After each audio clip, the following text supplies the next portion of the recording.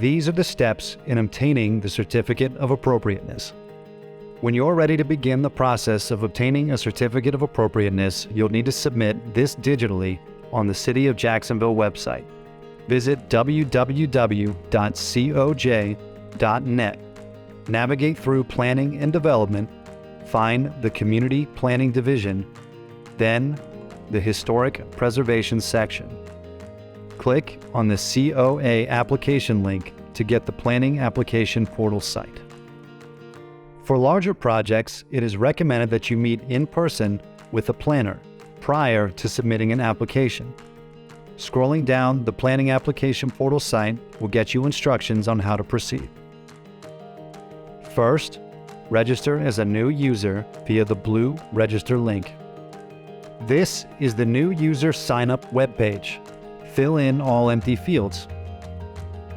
Next, log in with your new credentials to access information in the application portal. Now you're able to begin a new application. Later, you can check the status of an existing application here. Multiple application choices can be made from this page. For our purposes here now, mark Application for Certificate of Appropriateness and hit Next. Step 1 of the application is identifying all involved parties. Either the property owner or an agent may submit the application. The first box is for the applicant. Whoever is submitting the application is considered the applicant. This could be an architect, contractor, or consultant you've hired to represent your interests.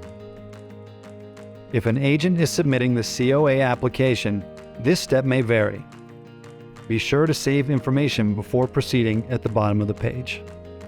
Step 2 is to identify the property by its specific RE number from the property appraiser's website or your annual property tax statement. Note that instead of a dash in the RE number, you insert a space between the 6th and 7th numbers. Enter the street address, waiting for the drop-down menu to select the correct street name.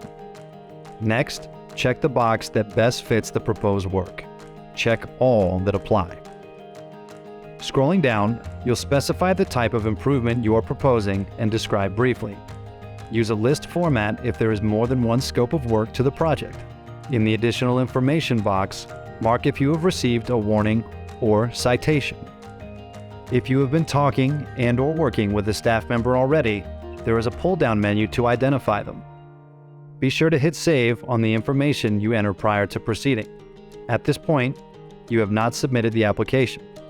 You are inputting information for later submission, so you can save and return at a later date to complete the application. Step 3 of the application is the submittal of photographs and/or design drawing. Upload the various submittals. Every category needs to be filled or the application will be considered incomplete. This will delay the process. Required documents may vary by category of proposed work. Lastly, you need to accept the application's certification. It explains the next steps of the application process from the planning and development staff side, including invoicing. There is no initial fee for applying. If it's determined the application must be reviewed by the JHPC, the assigned planner will send an invoice via email. COAs that only require administrative approval do not cost the homeowner. Current prices for COA are mandated by the category of work proposed. Please note that fees double after you've been assigned a violation, so it's your best interest to wait until all COA and permits have been given prior to beginning any work. After you've been invoiced, payments are accepted at the tax collector's office. Submitting your payment receipt will get you public notice signs for the property and on the schedule for the next Historic Preservation Commission meeting. If you run into issues with the application system at any time, contact the COJ Historic Preservation Office for assistance. After a decision is made, the applicant will receive a final order which may take up to 2 weeks and work may begin.